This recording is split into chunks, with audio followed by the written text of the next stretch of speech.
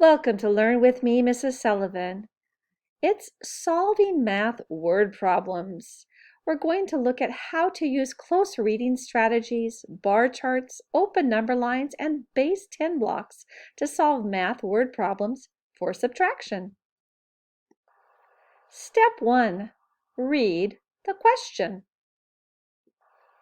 I have left the numbers out of the question at this time so we can work on our strategies and not try to be solving the question in our mind. The numbers will come in later. Let's look at the question. My teacher has blank books. Some of them are paperbacks. Blank are hardcover books. How many paperbacks does my teacher have? Step 2. Reread the question. Reread the question to identify the question being asked. Hint: look for the text clue of the question mark to identify the question. Underline the question sentence. My teacher has blank books. Some of them are paperbacks. Blank are hardcover books. How many paperbacks does my teacher have? So when we reread the question, we underline the question sentence. The third step of visualizing is perhaps the most important step when solving any math word problems. We need to visualize the question, making a mental picture of what the question describes. So, my teacher has a lot of books. The books are in two categories. Some of them are hardback books. Some of them are paperback books. I know how many books my teacher has in all, and I will know how many hardback books there are. They're blank, but I'm going to know that. So I've made a mental picture of what is happening. Visualize what is happening in your brain. Make a mental picture, then create the answer frame. The answer frame is the next most important part in solving math word problems after visualizing. So, we have to decide what words will be part of the answer. We're going to identify the words that will be your answer frame. The answer frame, just like a picture frame, surrounds the answer, just like a picture frame surrounds the picture. So we're going to reread the question and double underline the words that will be part of your answer and will be making up your answer frame. My teacher has blank books. Some of them are paperbacks. Blank are hardcover books. How many paperbacks does my teacher have? To prepare the frame, double underline the words that you will use for your answer frame. We will be using the word paperbacks to describe what it is we're counting, and my teacher, so that we know we are not counting all the books in the world. We are just counting the books that belong to my teacher. Next, we use the words we've identified as needing to be part of our answer frame to create the answer frame itself. My teacher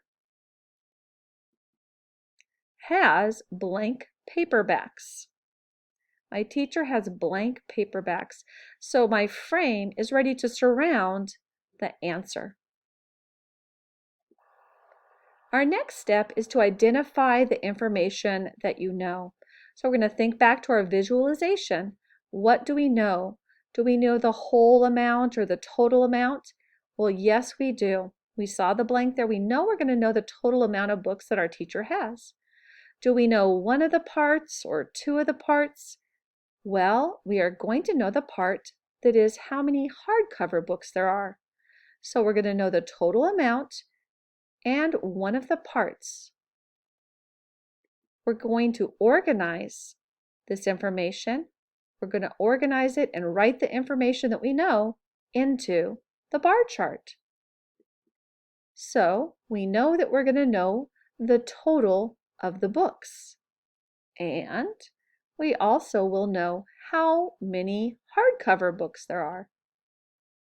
The information we're trying to discover is how many paperback books there are. Now, let's look at those number amounts and put those amounts into our bar chart. My teacher has 93 books. So we put our 93 books, which is our total, into our bar chart. 51 are hardcover books. We put that information into our bar chart. And we've already prepared with some little notes about hardcover and paperback, and we know this is our total amount of books. This is going to help keep us organized as we are visualizing and solving this equation. So now we are ready to solve not this equation, but this question.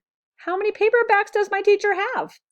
So we're going to look at two different strategies for solving this word problem. So now we're ready to solve. We have our bar chart created. We have our answer frame created. Let's solve using an open number line. In my open number line, I don't have all my numbers written. I just write the numbers I need. I know that my whole or total amount is 93, and that will be the largest amount because it's the whole, it's the total. Nothing's bigger than the total. So I put my 93 on this side of my open number line over here because I know I'm going to be getting smaller on this side. Then I'm going to use my open number line to take away the hardcover books. I want to remove the hardcover books out of that group of 93 to find out how many are left. I'm going to count back by groups of 10 first. I always want to count back by the largest amount or place value group that I can, and here my largest is 10. So I'm going to count back 5 groups of 10. 83, 73, 63, 53, 43. I've counted back 1, 2, 3, 4, 5 groups of 10, taking away those 5 groups of 10. Next, after I've finished counting back by tens, I need to count back the ones. I need to count back the ones. In this instant, there is only one 1 to count back. So from 43, I count back 1 1 to 42. So I now see the other part is 42 paperbacks. So I need to record that information into my bar chart, and then I have to make sure I get that information into my frame. We are not done until the answer is in the frame. Imagine a frame hung up on the wall with no picture inside of it. It would be very strange. So we need to put the answer into our frame. The words are our frame. My teacher has 42 paperbacks. Now we are done, and we solved using an open number line to skip count by tens first and then by ones. Let's look at another way to solve. So we've done the initial steps here. We have read the question. We've reread it and underlined the question sentence. We have visualized what the question is describing. We have double underlined the words we will use in the frame. We have written our answer frame, and we have recorded our known information into our bar chart. Now, let's solve using base 10 blocks. We know our whole or total amount is 93, so we want to represent 93 using base 10 blocks. 1, 2, 3, 4, 5, 6, 7, 8, 9 tens and 3 ones is how we represent 93. We know the total is 93 books. What we want to do is take away the part that we know, the 51 hardcover books, to determine the amount of paperback books. So we're going to take away or cross off the 51 hardcover books from the whole of 93 to see how many paperback books are left. Okay, we're going to take away the 51 hardcover books by drawing an X through the representations. So there goes 1 10, 2 10s, 3 10s, 4 10s, 5 10s. So we've taken away the 5 10s, and now we need to take away one of the 1s. After we do that, we are left with our other amount. The base 10 blocks that are left represent the paperback books. How many are there? Well, 4 10s and